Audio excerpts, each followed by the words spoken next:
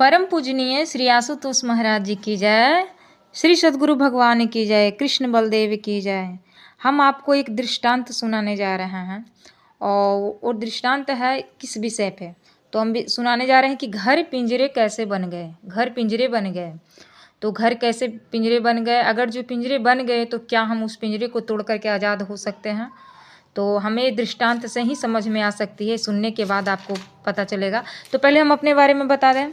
मेरा नाम है अर्चना पांडे और हम आपको यह सुनाने जा रहे हैं स्वामी रामतीर्थ जी के बारे में। स्वामी रामतीर्थ जी अक्सर एक दृष्टांत सुनाया करते थे। एक पिंजरा था जिसके चारों ओर शीशे लगे हुए थे। पिंजरों के बीचों बीच एक गुलाब का फूल शोभायमान था। वहीं इस पिंजरे में एक बुलबुल भी कैद थी।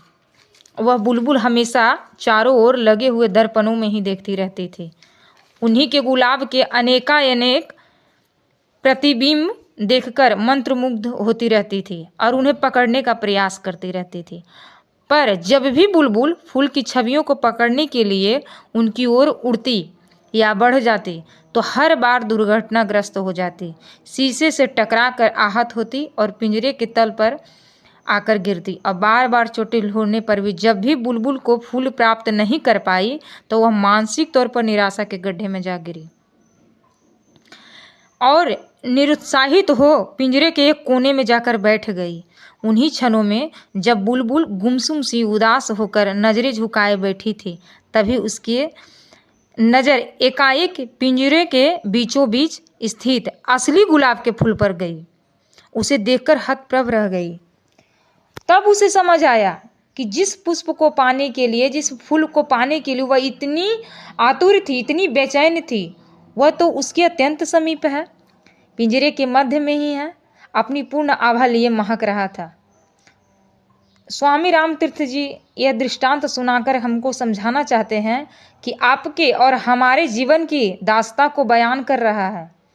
एक भौतिकवादी इंसान को भी बाहर का संसार खुशियों से संपन्न प्रतीत होता है। जिसे भी आप मिलिए ऐसे लगता है कि वो संपन्न है, सभी चीज़ों से संपन्न है, और वही खुशियाँ ढूंढने की उसकी आदत सी हो जाती है और बार बार। इसलिए ऐसी मानसिकता वाले लोगों की स्थिति भी वो बुलबुल जैसी हो जाती है। बाहरी माया की चमक दमक और उसके आकर्षणों की यादें उनके मानस पटल पर बैठ जाती है, परंतु उपलब्ध नहीं हो पाती है। जब भी इन दर्पणों की परछाइयों को वो बटोरने के लिए लगते हैं या आगे बढ़ते हैं तो उसको बदले में निराशा ही हाथ लगती है। अवसाद और खिन्नता जैसे जख्म मन पर लगते हैं। ऐसे विश्वव्यापी जड़ जो है मानसिकता को हमारे तत्वज्ञानी संतों का यही मार्गदर्शन रहा। यही समझाते हैं तत्वज्ञानी कि हे जगतवासियों, मायावी आकर्षण और सुख की प्रतिछाया जैसे है, वास्तविक आनंद अथवा सच्ची खुशी तो हमारे अत्यंत समीप है, हमारे भीतर ही है। हमारे अस्तित्व के केंद्र में उन आनंद स्वरूप सच्चिदानंद परमात्मा का वास है। इस सच्चे और खरे आनंद को बाहर नहीं, अपने आध्यात्मिक हृदय में खोजना होता है। हम आपको इसी कहानी में आपको एक दोहा सुनाने जा रहे हैं कि मैं जानूं हरि दूर है, हरि हृदय भरपूर, मानुष ढूंढे आ बाहिरा, नियरे होकर दूर।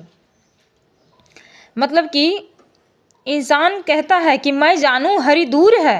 इंसान सोचता है कि बाहर ढूंढता है कि हरि तो बहुत दूर है, लेकिन संत महापुरुष कहते हैं कि हरि हृदय भरपूर, मानुष ढूंढे आ बाहरा। मतलब इंसान बाहर ढूंढता है, वो जगह जगह पर दौड़ लगाता है कि कहीं तो भगवान मिल जाए, कहीं हमको सुकून मिल जाए, कहीं हमको चैन मिल जाए, लेकिन उसे नहीं मिलता है।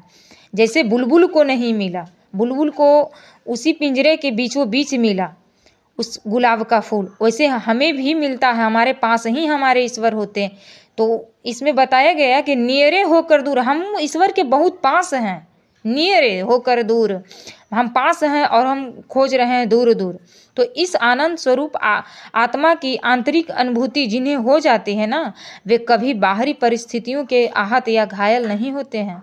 यही कारण है कि बाहरी आपाधापी, घोर तनाव तथा कलिकाल के दौर में समाज में ऐसा एक वर्ग भी है आप अगर जो जानना चाहते हैं कि ऐसा वर्ग कौन है, तो आप जो अपने केंद्र से जुड़ने का कला जानता है, यह वर्ग है गुरुदेव श्री आशुतोष महाराज जी के साधक का समूह, जो आत्मा आनंद से विश्व कल्याण का यात्रा कर रहा है।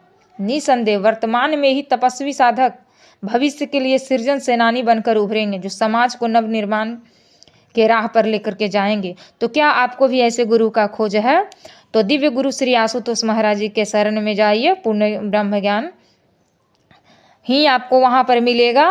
और हम आपको कहना चाहते हैं कि जिससे भी आपका सृजन सेनानी बनकर समाज के लिए आप कुछ कर पाएँ और अपने लिए भी कुछ कर पाएँ तथा जीवन को सार्थक बना सके, तो ऐसे गुरु के शरण में जाएं। और हम आपको अंत में ही कहेंगे, पूर्ण गुरु गुरुदेव श्री आशुतोष महाराज जी की जय, कृष्ण बलदेव की जय। यह वीडियो आपको तनिक भी दिल को छुआ हो तो वीडियो को लाइक, कमेंट और चैनल को सब्सक्राइब जरूर कर दीजिए। धन्यवाद। सुनने के लिए बहुत बहुत धन्यवाद।